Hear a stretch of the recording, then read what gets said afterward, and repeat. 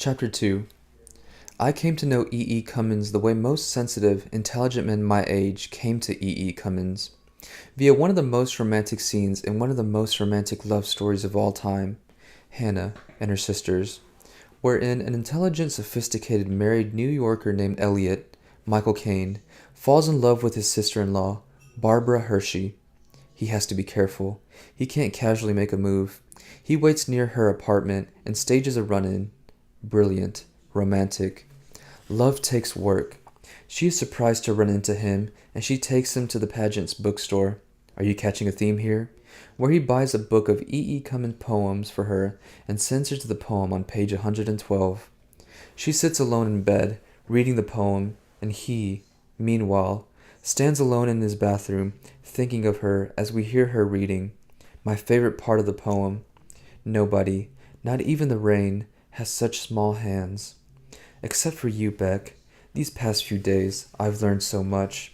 You put your tiny hands to work on yourself when the mood strikes, which it does often, which reminds me of another joke in Hannah, where Mia Farrow teases Woody Allen that he ruined himself with excessive masturbation.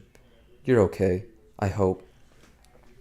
The trouble with society is that if the average person knew about us, you alone, orgasming three times a night, and me, across the street, watching you orgasm, alone, most people would say I'm the fuck up.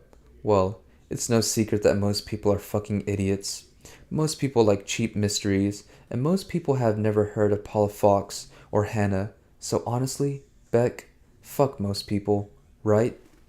Besides, I like that you take care of yourself instead of filling your home and your pussy with a string of inadequate men. You're the answer to every banal and reductive article about hookup culture. You have standards, and you are Guinevere, a love story waiting for the one, and I bet you capitalize the one when you dream of him, of me. Everyone wants everything right now, but you are able to wait with such small hands. Your name was a glorious place to start. Lucky for us, there aren't a lot of Guinevere Becks in the world, just the one. The first thing I had to find was your home, and the internet was designed with love in mind. It gave me so much of you, Beck. Your Twitter profile. Guinevere Beck, at The Unreal Beck. I've never had an unspoken thought. I write stories. I read stories. I talk to strangers. Nantucket is my homeboy, but New York is my home bitch. You're revealing bios at various online journals that publish your blogs, unless you want to call them essays, and your thinly veiled diary entries, unless you want to call them short stories, and the poems you write sometimes have fleshed you out. You are a writer born and raised on Nantucket, and you joke about island inbreeding, but you aren't inbred, and selling, you are petrified of boats, and alcoholism. You lost your father to the bottle, and write about it a lot. Your family is as tight as it is loose. You don't know how to be here, in the city where nobody knows anybody, even though you had 4 years of practice as an undergrad at Brown. You got in off the wait list, and you remain convinced that there was some sort of mistake. You like polenta and cherry pie Lara bars. You don't take pictures of food or concerts, but you do Instagram.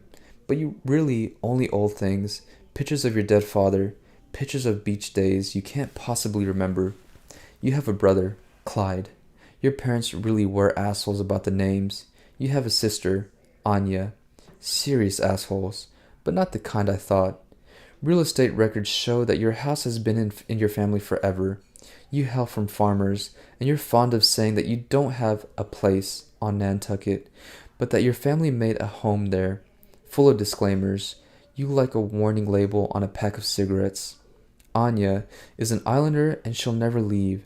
She's the baby who wants nothing more than walks on the beach and the clear division of summer and the desolation endemic to a seasonal tourist trap. Anya is fucked in the head over your dad. You write about her in your stories, and you turn her into a young boy or an aging blind woman or, once, a lost squirrel. But it's clear that you're writing about your sister. You envy her. How come she doesn't have the weight of ambition? You pity her. How come she has no ambition? Clyde is the oldest, and he gets to run the family's taxi business on the island. He's married with 2 kids, and he's the paint-by-numbers parent of the family. That much is clear from his picture in the local paper. A volunteer fireman, leather-skinned, standard-issue American man. Your dad has the record of any small-town boozer, and he's not above a DUI or a public intoxication, and your brother responded by being the opposite, sober, extremely sober. If you had been born first, running the family business might have been an option, but you were a classic middle child, and you did well in school, and your whole life you were labeled the hope, the one who would get away. The internet is a beautiful thing, and you sent a tweet an hour after we met that day. I smell cheeseburgers. Hashtag Corner Bistro is making me fat. And let me tell you, for a moment there, I was concerned. Maybe I wasn't special. You didn't even mention me, our conversation. Also, I talk to strangers. Is a line in your Twitter bio, I talk to strangers. What the fuck is that, Beck? Children are not supposed to talk to strangers, but you're an adult. Or is our conversation nothing to you? Am I just another stranger? Is your Twitter bio your subtle way of announcing that you're an attention whore who has no standards and will give audience to any poor schmuck who says hello? Was I nothing to you? You don't even mention the guy in the bookstore? Fuck, I thought. Maybe I was wrong. Maybe we had nothing. But then, I started to explore you, and you don't write about what really matters. You wouldn't share me with your followers. Your online life is a variety show. So if anything, the fact that you didn't put me in your stand-up act means that you covet me. Maybe even more than I realize, since right now, your hand is heading down to your cunt yet again. The next thing the internet gave me was your address. 51 Bank Street. Are you fucking kidding me? This isn't a frenzied midtown block where harried worker bees storm to and from the office. This is Tony, sleepy, ridiculously safe, and expensive West Village real estate. I can't just hang out on your block. I have to fit in with the la-di-da folk. I hit up the thrift store. I buy a suit, business, and/or driver, and/or kept men, carpenter pants, and some kind of tool belt, handyman on a break, and a bullshit tracksuit, asshole taking care of his precious body. I wear the suit for my first visit, and I love it here, Beck. It's quintessential, old New York, and I accept Edith Wharton and Truman Capote to cross the street hand in hand, each carrying a Greek paper cup of coffee, looking as they did in their heydays, as if they'd been preserved in formaldehyde. Princesses live on this block, and Sid Vicious died on this block a long time ago, when the princesses were gestating, when Manhattan was still cool. I stand across the street and your windows are open, no curtains, and I watch you pour instant oatmeal into a Tupperware bowl. You are not a princess. Your Twitter confirms that you won some kind of real estate lottery. Not to sound like at Anna Kendrick 47, but I would love you awesome nerds of the at Brown Biased NYC, and I can't wait to move to Bank Street. I sit down on the stoop and Google. The Brownstone Bias Lottery is an essay contest for Brown University graduates who need housing for graduate school in New York. The apartment has stayed in the Brown family, whatever that means, for years.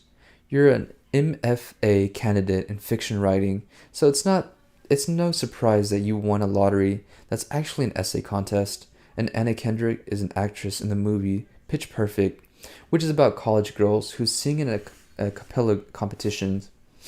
You see yourself in this girl, which makes no sense. I watched that Pitch movie. That girl would never live the way you do. People pass by your parlor-level apartment, ever so slightly above ground level, and they don't stop to stare even though you're on display. Your 2 windows are wide open, and you are lucky this is not a well-trafficked street. This must explain the diluted sense of privacy you have. I return the next evening, same suit, can't help it, and you walk around naked in front of the open windows. Naked. I hang out again across the street on the stoop, and you don't notice me, or nobody notice you, or me, and is everyone here fucking blind? Days pass, and I grow anxious. You parade too much, and it's unsafe, and it only takes one weirdo to spot you inside and decide to go and get you. A few days later, I wear my carpenter costume and I fantasize about putting bars on your windows, protecting this display case you call a home. I think of this neighborhood as safe, and it is, but there's deathliness to the quiet here. I could probably strangle some old man in the middle of the street and nobody would come outside to stop me. I return in my suit, so much better than carpenter garb, and I wear a Yankee cap I found at another thrift shop. I'm that asshole. To mix it up, just in case you were to notice, which you don't. A man who lives in your building climbs the very small staircase, just 3 steps, that leads to an exterior door. It's not locked, and that door is so close to your apartment. If he wanted to, and who wouldn't want to, he could lean over the railing and rap his knuckles on your screen and call your name. I come in the day, in the night, and whenever I am here, your windows are always open. It's like you've never seen the nightly news or a horror movie, and I sit on the steps of the brownstone across the tiny, clean street that faces your building, and I pretend to read Paula Fox's Poor George, or pretend to text my business associates. Ha! Or pretend to call a friend who's late and loudly agree to wait another 20 minutes. That's for the neighbor who always might be hidden away, suspicious of the man on the stoop. I've seen a lot of movies. With your open door policy, I am allowed into your world. I smell your lean cuisine if the wind is right, and I hear your vampire weekend, and if I pretend to yawn and look up, I can see you loaf, yawn, breathe. Were you always like this? I wonder if you were this way in Providence, parading around as if you want your rarefied neighbors to know you're naked, half naked, addicted to microwave foods, and masturbating at the top of your lungs. Hopefully, not hopefully, there is logic to this that you'll explain to me when it's time. And you, with your computer, as if you need to remind your imaginary audience that you're a writer when I, know what you truly are, a performer, an exhibitionist. And all the while, I have to be vigilant. I slick my hair back one day and wear it shaggy the next. I must go unnoticed by the people who don't notice people. After all, if the average person was told about an often nude girl prancing around in front of an open window and a love-struck guy across the street watching, discreetly, most people would say I'm the nut. But you're the nut. You're just not called a nut because your pussy is a thing that all these people want to know about, whereas my whole being is aberrant to your neighbors. I live in a 6th-floor walk-up in Bed-Stuy. I didn't allow my nutsack to be raided by the College Loan Society of bullshit. I get paid under the table and own a TV with an antenna. These people don't want to touch my dick with a 10-foot pole. Your pussy, on the other hand, is gold. I sip my coffee on the stoop across the street and grip my rolled-up Wall Street Journal, and I breathe and I look at you. I never wear the tracksuit because you make me want to dress up, Beck. 2 weeks pass, and a portly dowager emerges from her quarters. I stand, fucked, but a gentleman. Hello, madam, I say, and I offer my assistance. She accepts. It's about time you young men learn how to behave, she rasps. Couldn't agree more, I say, and the driver of her town car opens the door. He nods to me. Brothers. I could do this forever, and I settle back onto my stoop. Is this why people like reality TV? Your world is a wonder to me, seeing where you lounge, in cotton panties, bought in bulk online from Victoria's Secret. I saw you tear into that package the other day. And where you don't sleep, you sit on the couch and read crap online. You make me think. Maybe you're searching for that hot guy in the bookstore. Maybe. This is where you write, sitting so erect with your hair in a bun and typing at bunny rabbit speed until you can't take it anymore, and you grab that lime green pillowcase, the same pillow you prop your head against when you nap, and when you mount that thing like an animal, release. This is where you sleep. At last. Also, your apartment is small as hell. You were right when you tweeted, I live in a shoebox, which is okay because I don't blow Benjamins on monologues, at Brown Bias NYC, #rebel. My #Brown University mug is bigger than my apartment. at Brown Biased NYC, hashtag real estate, hashtag NYC. There's no kitchen, just an area where appliances are shoved together like clearance floor samples at Bed Bath & Beyond. But there's the truth buried in your tweet. You hate it here. You grew up in a big house with a backyard and a front yard. You like space. That's why you leave the windows open. You don't know how to be alone with yourself. And if you block out the world, there you'd be. Your neighbors go on, like children. Town cars pick them up from their enormous nearby homes and redeposit them at day's end, while you fester in a space meant for a maid or a golden retriever with a sprained ankle. But I don't blame you for staying here. You and I share a love for the West Village, and if I could move into this place, I would too, even if it meant slowly going insane from claustrophobia. You made the right choice, Beck. Your mother was wrong. Mom says no lady should live in a shoebox at Brown Bias NYC. Hashtag mom logic. Hashtag not a lady. You tweet more often than you write, and this could be why you're getting your MFA from the new school and not from Columbia. Columbia rejected you. Rejection is a dish best served in a paper envelope because then at least you can tear it up or burn it.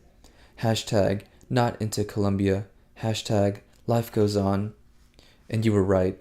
Life did go on. Though the new school isn't as prestigious, the teachers and students like you well enough. A lot of their workshops are accessible online. A lot of college is accessible online, which is yet another strike against the increasingly irrelevant elitist system that they call college. Your writing is coming along, and if you spend a little less time tweeting and spanking the kitty, but honestly, Beck, if I were in your skin, I'd never even put clothes on. You like to name things, and I wonder what you'll name me. You are attempting to have a Twitter contest for the name of your apartment. How about hashtag box smaller than my box, or hashtag pitch perfect watching pad, or hashtag yoga mat closet mistaken for apartment, or hashtag place where you look out the window and see the guy from the bookstore watching you and you smile and wave, and a cabbie lays on his horn because some freshly showered asshole who crawled out of a Bret Easton Ellis rough draft that never saw the light of day is crossing the street without looking. He says, sorry, but he doesn't mean it, and he's running his hand through his blonde hair. He has too much hair. And he's walking up those steps like he owns them, like they were built for him, and the door opens before he's there, and that's you opening the door, and now you're there, guiding him inside, and kissing him before the door slows to a close, and now your hands, such small hands, are in his hair, and I can't see either of you until you're in the living room, and he sits on the couch, and you tear off your tank top and climb on top of him, and you grind like a stripper, and this is all wrong, Beck. He tears off your cotton panties, and he's spanking you, and you're yelping, and I cross the street and lean against your building door because I need to hear it. Sorry, Daddy, sorry. Say it again, little girl. I'm sorry, Daddy. You're a bad girl. I'm a bad girl. You want a spanking, don't you? Yes, Daddy, I want a spanking. He's in your mouth. He barks at you. He slaps at you. Once in a while, Truman Capote walks by and looks, reacts, then looks away. Nobody will report this to the police because nobody wants to admit to watching. This is Bank Street, for fuck's sake. And now you're fucking him, and I return to my side of the street, where I see that he's not making love to you. You're grabbing his hair, too much hair, like it might save you and your stories. You deserve better, and it can't feel good. The way he grips you, big weak hands that never worked, the way he smacks your ass when he's done. You hop off, and you lean against him, and he pushes you away, and you let him smoke in your apartment, and he ashes in your brown mug, bigger than your apartment, and you watch your pitch perfect while he smokes and texts and pushes you away when you lean into him. You look sad, and nobody in the world has such small hands, except for you and me. Why am I so sure? 3 months ago, before you knew me, you wrote this tweet. Can we all be honest and admit we know hashtag E.E. Cummins because of hashtag Hannah and her sisters?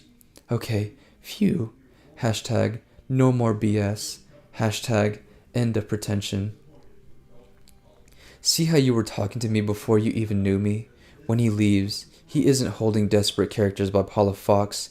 He is a blonde misogynist popping his collar and blowing hair out of his eyes. He just used you, and he is not your friend, and I have to leave. You need a shower.